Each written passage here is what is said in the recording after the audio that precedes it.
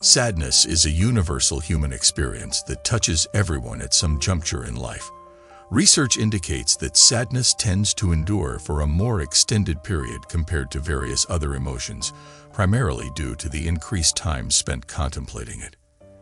Engaging in rumination, the repetitive process of revisiting and dwelling on sad thoughts and emotions, can contribute to the development of depression and hinder one's ability to overcome the grip of sadness.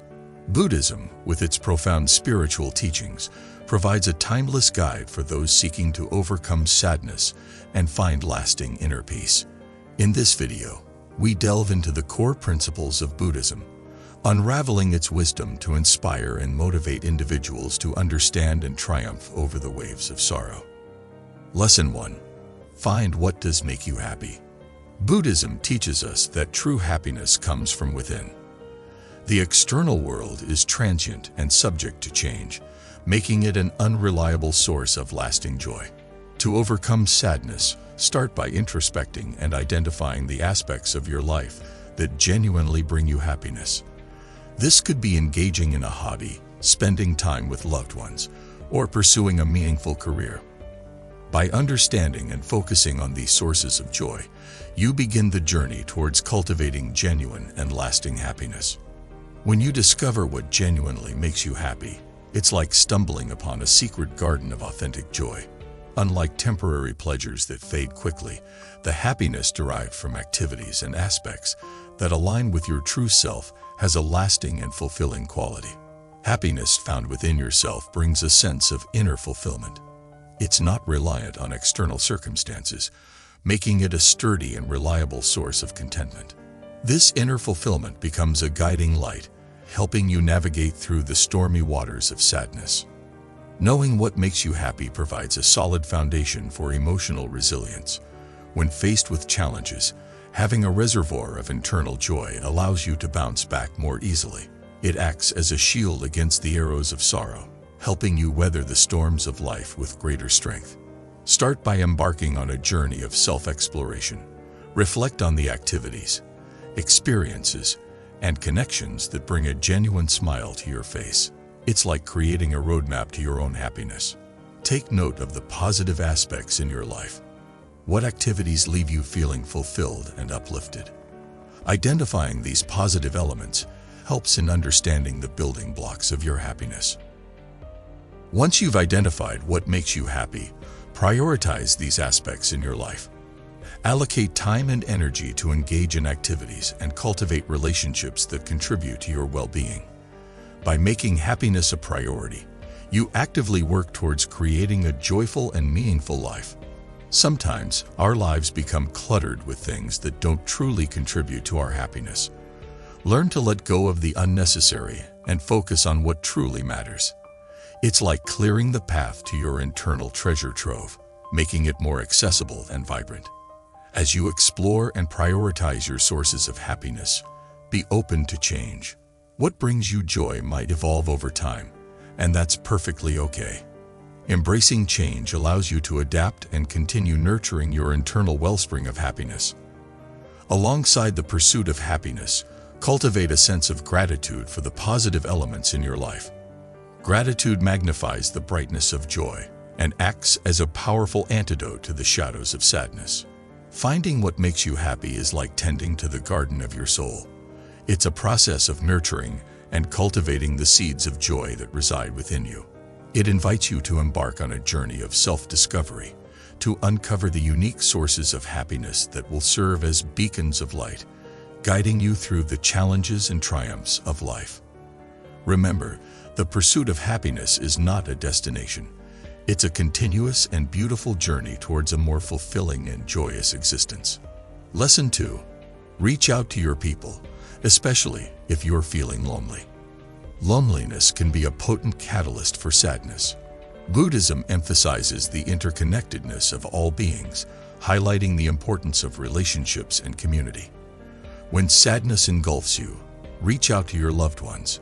Share your thoughts and emotions, for in doing so, you not only lighten your own burden, but also strengthen the bonds that weave the fabric of your existence. Imagine your heart as a lantern, And the people you love are the warm flames that keep it glowing. When sadness wraps its chilly arms around you, reaching out to your people is like adding logs to the fire.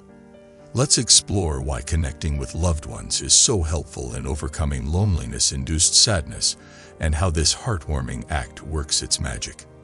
When you share your feelings with loved ones, it's like splitting a heavy load into smaller, manageable pieces. They may not have all the answers, but the act of sharing makes the burden lighter. It's like saying, "Hey, I'm not alone in this." The comfort of a friend's presence or a family member's understanding can be like a cozy blanket for your heart. It provides a sense of emotional warmth that eases the chill of loneliness, making you feel supported and cared for. Talking to someone you trust can bring a fresh perspective to your situation. It's like having a different pair of glasses that helps you see things in a new light. This shift in perspective often opens up new possibilities and solutions to the challenges you face. Start by simply expressing what's on your mind. It doesn't have to be a perfectly crafted speech. Just let your thoughts and feelings flow. This open communication is like unlocking the door to your heart, allowing the people you love to step inside and understand you better. When your loved ones share their thoughts and feelings, practice active listening. It's not just hearing words, it's understanding the emotions behind them. This mutual exchange of feelings creates a bridge of understanding, strengthening the bonds of connection. Spending quality time with loved ones is a powerful antidote to loneliness. It could be a heartfelt conversation, a shared meal, or even a simple walk together. This dedicated time is like nurturing the roots of your relationships, ensuring they grow strong and resilient. In our digital age, physical distance doesn't have to mean emotional distance. Utilize technology to connect with loved ones, whether through video calls, messages, or social media. These virtual connections act as threads that keep the fabric of your relationships tightly woven. If you're feeling lonely, consider joining communities or groups with shared interests. It's like entering a room full of potential friends who understand your passions. Building connections within these communities adds color to the canvas of your social life. Let your loved ones know you appreciate them. A simple thank you is like watering the garden of your relationships.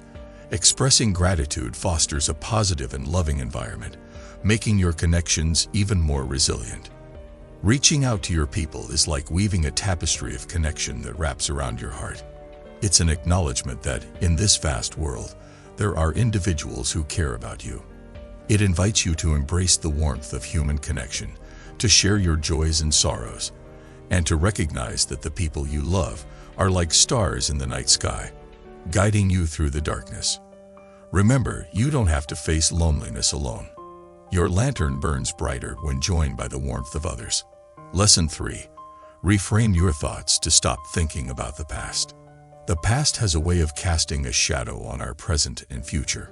Buddhism encourages the practice of mindfulness, urging individuals to observe their thoughts without attachment. When sadness arises from dwelling on the past, learn to reframe your thoughts. Focus on the present moment, understanding that the past is but a memory, and the future is shaped by the choices made in the now.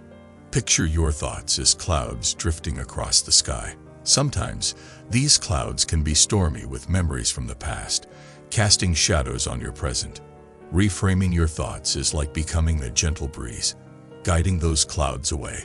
Let's discover why changing the way you think about the past is so helpful in overcoming sadness, and how this shift in perspective works.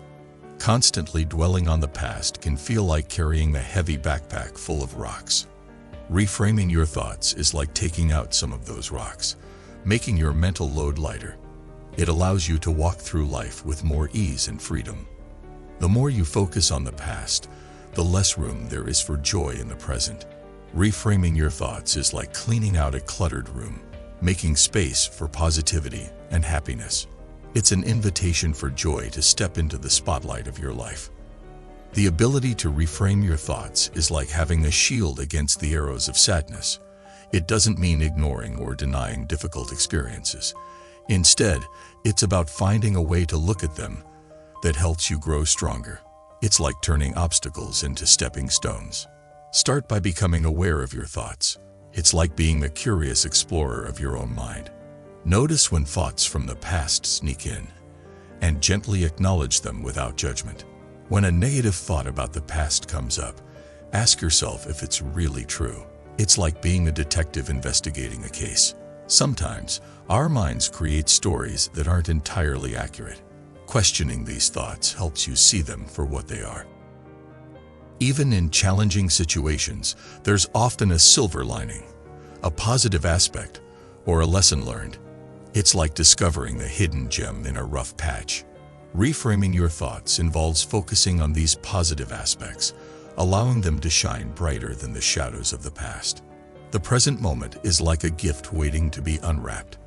Reframing your thoughts involves shifting your focus from what happened in the past to what's happening right now. It's an active choice to live in the beauty of the present rather than the shadows of yesterday. Forgiveness is not about saying what happened was okay. It's about releasing yourself from the grip of resentment. It's like setting a bird free from a cage. Reframing your thoughts involves forgiving yourself and others, allowing you to move forward with a lighter heart. Positive affirmations are like seeds planted in the garden of your mind. Reframing your thoughts involves replacing negative self-talk with positive affirmations. It's a way of nurturing a mindset that supports your well-being. Reframing your thoughts is like putting on a pair of glasses that helps you see the world in a brighter light. It's an ongoing practice of choosing how you view the past, allowing you to shape a present and future filled with hope and positivity. It encourages you to be the artist of your own narrative, painting a picture of resilience, growth, and joy with the brushstrokes of your thoughts. Remember, the past is a story you tell yourself, and by reframing that story, you empower yourself to create a brighter and more fulfilling tale. Lesson 4. Spend time in nature. Nature, with its serene beauty and rhythmic cycles, has a profound impact on the human spirit. Buddhism teaches us to connect with the natural world as a means of finding inner balance. When sadness clouds your mind, immerse yourself in nature. Take a walk in the woods, sit by a flowing river, or simply gaze at the stars. The simplicity and purity of nature have the power to soothe the troubled soul. Imagine nature as a magical healer, a gentle friend that can ease the ache in your heart. When sadness looms, spending time in nature is like wrapping yourself in a warm, comforting blanket. Let's explore why immersing yourself in the natural world is so helpful in overcoming sadness and how this simple act works its soothing magic. Nature has a unique way of calming the storm within your mind. It's like a gentle lullaby that soothes the anxious thoughts and worries. When surrounded by the beauty of the outdoors, the mind finds a moment of peace. Nature exists in the here and now. When you're amidst trees, flowers, or under the open sky, it's like a gentle reminder to be present. This connection with the present moment acts as a balm for the wounds of the past and anxieties about the future. The vastness of nature puts things into perspective. It's like stepping back and seeing the bigger picture. Your worries may feel smaller in comparison to the grandeur of the natural world, helping you gain a fresh outlook on life. Start by simply observing the natural elements around you. It could be the rustling leaves, the song of birds, or the ripple of a stream. This simple act of observation is like entering a meditation, bringing your attention to the beauty unfolding in the present moment. The air in nature is different. It's like a breath of fresh energy. Take deep breaths and fill your lungs with this revitalizing air. It's like inhaling positivity and exhaling negativity, allowing you to release the weight of sadness. Nature has a grounding effect, like the feeling of standing barefoot on soft grass. Allow yourself to be rooted in the present. Feel the textures beneath your feet and let the earth's stability reassure you that, just like the seasons, emotions too shall pass. Take a leisurely walk in nature. It's not about reaching a destination. It's about the journey. Walking mindfully, paying attention to each step, is like a moving meditation. It helps to clear the mental fog and brings a sense of clarity. Nature is a sensory delight. Engage your senses by touching the leaves, listening to the sounds, and smelling the scents around you. This sensory immersion is like a symphony that awakens your senses, inviting you to fully experience the beauty of the moment. Spend time with living things in nature, plants, animals, or even a flowing river. This connection is like tapping into the pulse of life. It reminds you that, just like every leaf and creature, you are a part of the intricate dance of existence. Spending time in nature is like receiving a warm hug from the universe. It's a sanctuary where you can retreat, allowing the healing powers of the natural world to mend the wounds of sadness. It encourages you to step outside, breathe in the freshness, and let nature's gentle embrace guide you towards a place of peace and serenity. Remember, nature is not just a place to visit. It's a home where your heart can find solace. Lesson 5. Seek help if you think you may be dealing with depression.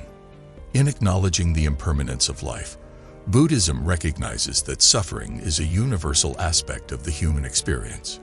If sadness transforms into a persistent state of despair, seeking professional help is a courageous and wise decision. Mental health is an integral part of overall well-being, and Buddhism advocates for recognizing when external assistance is needed to navigate the complex terrain of the mind. Imagine seeking help as asking for directions when you're lost. When sadness feels like an overwhelming maze, asking for help is like having a guide who knows the way out. Let's explore why reaching out for assistance is so helpful in overcoming sadness, especially when it might be turning into something more serious like depression, and how this simple act can lead to a brighter path. Just like you wouldn't carry a heavy load alone, seeking help means sharing the weight of your emotions. It's like having a helping hand to carry the burden, making it more manageable. Seeking help often involves talking to professionals who are like experienced travelers in the realm of emotions. They can provide insights and tools to navigate through the challenges you're facing. It's like having a map to guide you through the tough terrain. Depression can make you feel like you're on an isolated island. Seeking help is like building a bridge to connect with others. It breaks the cycle of loneliness and creates a supportive network that understands your struggles. The first step is recognizing signs that your sadness might be turning into something more, like depression. It's like noticing road signs that indicate you might need a detour. Signs could include persistent feelings of sadness, changes in appetite, or difficulty sleeping.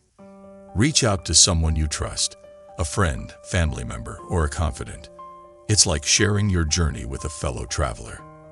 Expressing your feelings to someone who cares can provide immediate relief. If the sadness persists or intensifies, consider seeking professional support. This could be a counselor, therapist, or mental health professional. It's like consulting a guide who knows the intricacies of the emotional terrain and can provide valuable insights and strategies. In some cases, professionals might recommend medication. Think of it like taking medicine for a physical ailment. Medication can help balance the chemicals in your brain, providing a foundation for emotional well-being. Seeking help involves building a support system around you. It's like having a team of supporters cheering you on. This support system could include friends, family, professionals, and anyone who genuinely cares about your well-being. For severe cases, creating a safety plan is like having an emergency exit strategy. This involves identifying coping mechanisms, emergency contacts, and activities that can provide comfort during difficult moments. Seeking help is not a sign of weakness, but a courageous step towards healing. It's like acknowledging that you deserve support and guidance during challenging times. It encourages you to recognize when the emotional terrain becomes too tough to navigate alone, and to reach out for the helping hands that are ready to guide you towards a place of light and hope. Remember, asking for help is a strength, and the journey becomes lighter when you share the load. Lesson 6. Challenge negative thoughts. The mind is a powerful force that can shape our reality. Buddhism teaches us to cultivate awareness and challenge negative thoughts that contribute to our sadness. When a negative thought arises, question its validity and impact on your well-being. By consciously challenging and replacing negative thoughts with positive affirmations, you take control of your mental landscape and pave the way for a more positive and resilient mindset. Negative thoughts are like rain clouds that can make your whole day feel stormy. Challenging these thoughts is like putting on a mental raincoat. It doesn't stop the rain, but it keeps you from getting soaked. By questioning negative thoughts, you create a shield against their impact.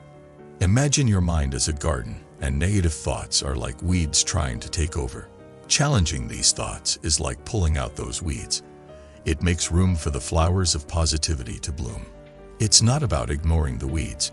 It's about tending to your mental garden with care. Negative thoughts can feel like a broken record playing the same sad song over and over. Challenging these thoughts is like changing the tune. It's about choosing a melody that uplifts your spirit and drowns out the melancholy notes. By actively challenging negative thoughts, you take control of the playlist in your mind. Your thoughts are powerful architects that shape your reality. Negative thoughts can build walls that block your view of happiness. Challenging these thoughts is like becoming an architect of joy, constructing bridges instead of barriers. It's about creating pathways to a brighter and more positive perspective. Challenging negative thoughts is not about pretending everything is perfect. It's about finding the silver lining in the storm clouds. It's like looking for the rainbow after the rain. By questioning the validity of negative thoughts, you uncover the rays of hope that exist even in challenging moments. Negativity can be like a fog that distorts your vision. Challenging negative thoughts is like bringing clarity to your mental landscape. It's about seeing things as they are, not as the fog wants you to perceive them. By challenging negative thoughts, you cut through the mist and gain a clearer perspective. Challenging negative thoughts is a gentle rebellion against the gloom that sadness brings.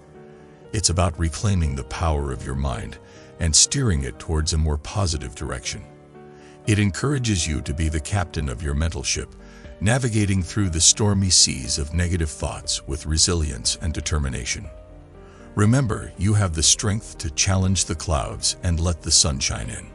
Lesson 7. Do something creative. Creativity is a channel through which the soul expresses itself. Buddhism encourages engaging in creative pursuits as a means of self-discovery and healing. When sadness lingers, immerse yourself in a creative endeavor. Whether it's painting, writing, music, or any other form of artistic expression, the act of creation has the power to uplift the spirit and bring forth a renewed sense of purpose. When sadness wraps around you like a heavy blanket, doing something creative is like a burst of colorful confetti cutting through the gray. Creativity is like a playground for your emotions. When you engage in creative activities, it's like giving your emotions a space to play and express themselves. Whether it's drawing, writing, or crafting, these activities become a canvas where your feelings can take shape. Doing something creative is like tapping into a hidden well of joy within yourself. It's not about being a professional artist. It's about enjoying the process. The act of creation is like planting seeds of happiness, and as you nurture them, they bloom into a garden of positivity. Creativity is a friend that listens without judgment. When you're feeling sad, expressing yourself through creative outlets is like having a non-judgmental conversation with your emotions. It's a way of saying, "I hear you, and you're allowed to be here." Engaging in creative activities is like opening a door to new possibilities. It's about trying something different and discovering hidden talents. Creativity is not about perfection. It's about exploration and embracing the joy of experimentation. Creativity is a gentle rebellion against the monotony of sadness. When life feels gray, engaging in creative pursuits is like adding splashes of color to your world.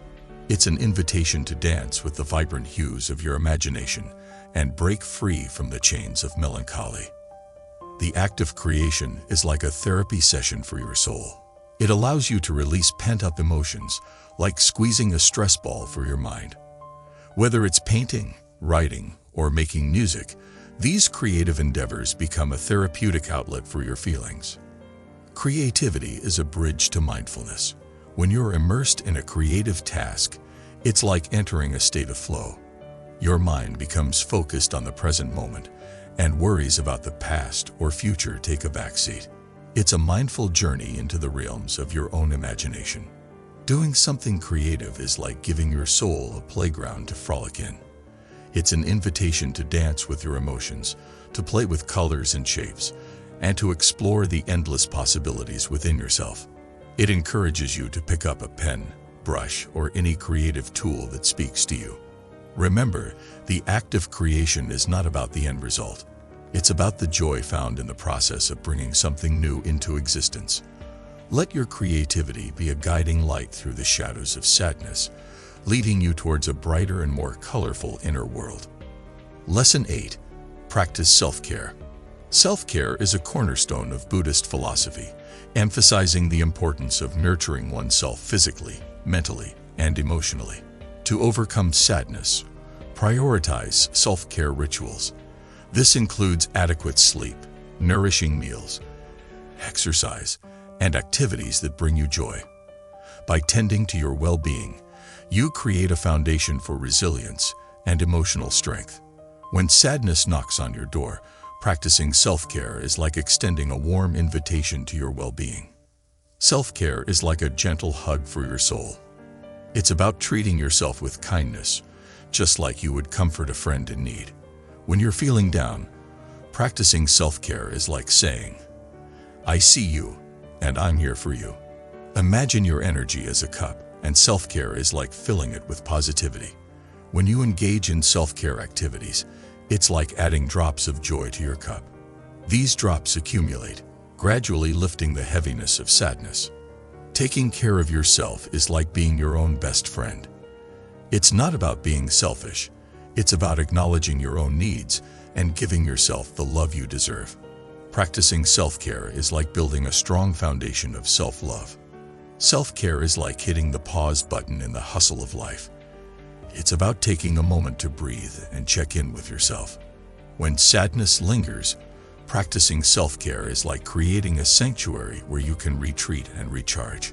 Engaging in self-care activities is like creating a buffer against stress. It's not about avoiding challenges.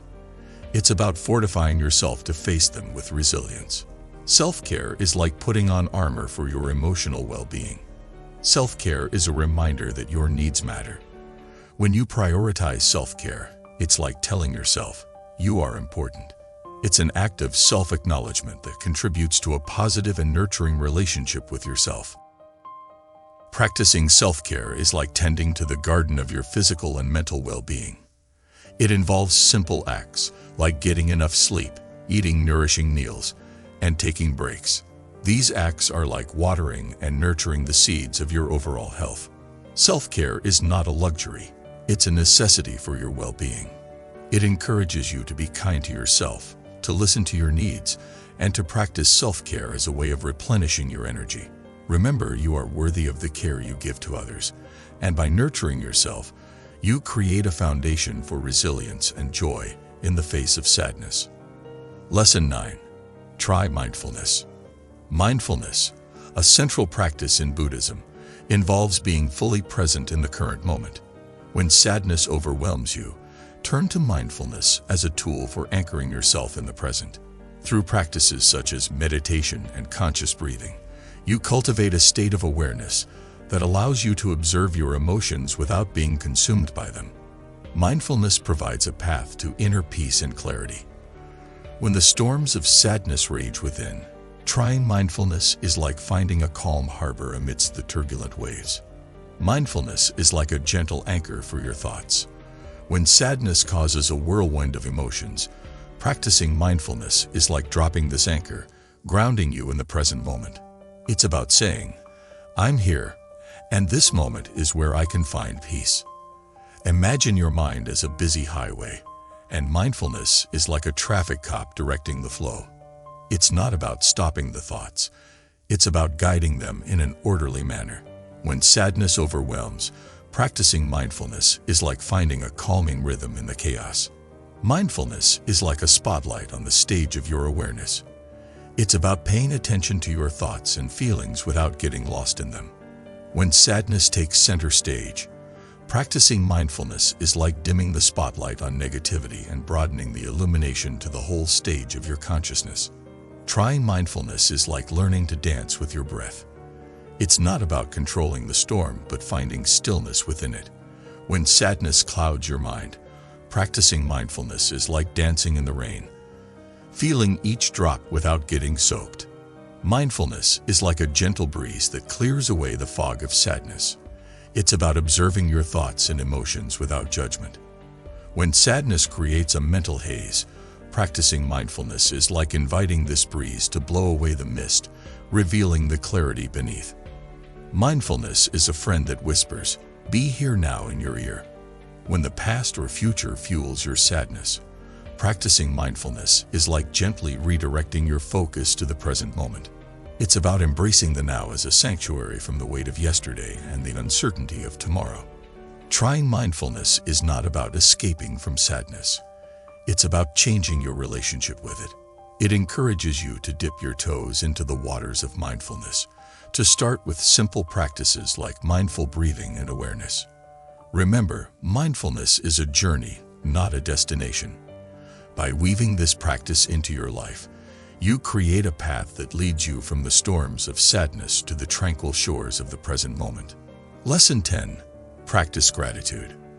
When the clouds of sadness linger, practicing gratitude is like finding sunshine in unexpected places. Gratitude is like a magnifying glass for the good in your life. When sadness casts a shadow, practicing gratitude is like adjusting this lens to focus on the bright spots. It's about saying, even in the storm, there are rays of sunshine. Imagine gratitude as a gentle embrace for your heart. It's about acknowledging the positive aspects of your life, big or small. When sadness tightens its grip, practicing gratitude is like offering your heart a reassuring hug. It's a way of saying, there is goodness, even in the midst of challenges. Gratitude is like a friendly reminder to count your blessings. It's not about ignoring difficulties, but recognizing the positives alongside them. When sadness clouds your vision, practicing gratitude is like putting on glasses that help you see the silver linings in life. Practicing gratitude is like planting seeds of positivity in the garden of your mind. It involves acknowledging and appreciating the good things, no matter how small. When sadness threatens to overshadow, gratitude is like watering these seeds, nurturing a mindset that blooms with appreciation. Gratitude is like a melody that adds a sweet note to the symphony of your emotions.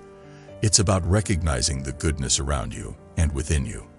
When sadness plays a dissonant tune, practicing gratitude is like introducing a harmonious melody, creating a more balanced and positive emotional composition. Gratitude is a friend that whispers, "Look at what you have," when sadness screams about what's missing. It's about shifting your focus from scarcity to abundance. When sadness paints a picture of lack, practicing gratitude is like adding vibrant colors of appreciation to the canvas of your life. Practicing gratitude is not about denying the reality of sadness, but reframing your perspective. It encourages you to create a gratitude practice, whether it's keeping a daily gratitude journal or simply taking a moment each day to reflect on the positives.